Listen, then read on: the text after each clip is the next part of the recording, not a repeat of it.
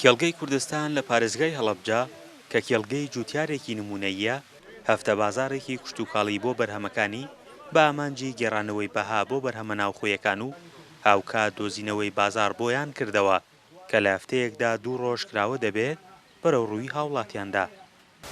بیرۆکەی ئەم ئیشە لەوەوە هاتووە ئەزانی خەڵکانێکی زۆر پارە و بژێویکی وای نییە لە ماڵەکەی خۆیدا و بەرهەمەکانی ئێمە کە ئەڕاتە بازارەکان بەڕاستی بە پارەیەکی زۆر ئەکەوێتە دەستی ئەو هاوڵاتیانە.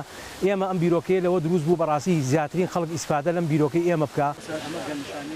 هەفتە بازارەکە بە چاودێری وەزارەتی کشتتوکاڵ و سەرچاوەکانی ئاو کرابوویەوە.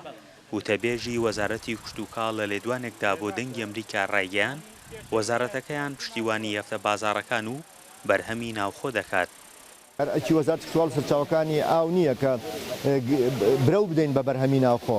بەرهەمی ناوخۆ ئاسایشی خۆراک یعنی ئاسایشی ئەمنی یعنی ئاسایشی قەومی بەڕاستی بۆ ئێمە بۆیە ئەرکی هەموو لایەکمانە کە ئێمە گرنگی بدەین بە بەرهەمی ناوخۆ بۆ بەرەو پێشبردننی کەرتی کشتتوکاڵ کە هەموو زەمینەکان لە هەرێمی کوردستانە بوونی هەیە. 11 جوتیاری نمونەیی ڕێکخراوێکیان بۆ خۆیان دروست کردووە و دەیانەوێت کڕیار لە دەستی یەکەمەوە و لە کێڵگەکانی خۆیانەوە بەرهەمەکانیان لێ بکڕن. وەڵا ئێمە لە نێتمانایە خۆمان وەکو ڕێکخراوی جوتیارانی ئابرێنەری کوردستان درێژە بەم کارەمان بین. ئێمە کۆمەڵی جوتیار بەم دەستورە کە ئیسا ئەمە بینەوە کۆمەڵی جوتیار خاوەنی ئەم شتانین کە پێگاتوین لەو ڕێکخراوە 11 جوتیارین هەموو جوتیارێک الحەمدوللا ناسراوین لە کوردستانەوە بۆ ئەوەش ئەمەمان کردووە کە ئێمە بتوانین هاوکات جگە لەوەی بەرهەمەکەی خۆمان ساغە بێتەوە هاوکاری بەکاربەری بکەین بۆ چونکم لە دەستی یەکەمەوە وەریگرێت.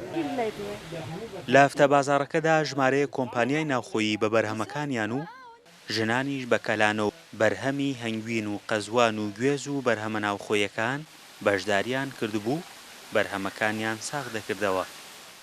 ئەمڕۆ خۆشبەختانە بەشداریمان کردووە لە فیستیڤاڵێکی بەرهەمی ناوخۆیی بە بەرهەمەکانی کارگەی ڕاستان کە خۆی دەبینێتەوە لە ڕۆنی زەیتون و سابوونی ڕاستان. ئەم کارگەی ماوەی 3 ساڵە دامەزراوە و داشکاندێکی تەواومان کردو بۆ بەرهەمەکانمان لەبەرەوەی لە ئێستاە خەڵک زیاتر گرنگی بە بەرهەمی ناوخۆیی بدە. هەفتە بازارەکە هەموو هەفتەیەک لە ڕۆژانی پێنجشەممە و هەینیدا لە کاتژمێر 3 ئێوارە بۆ 9 شەو بەردەوام کراوە دەبێت.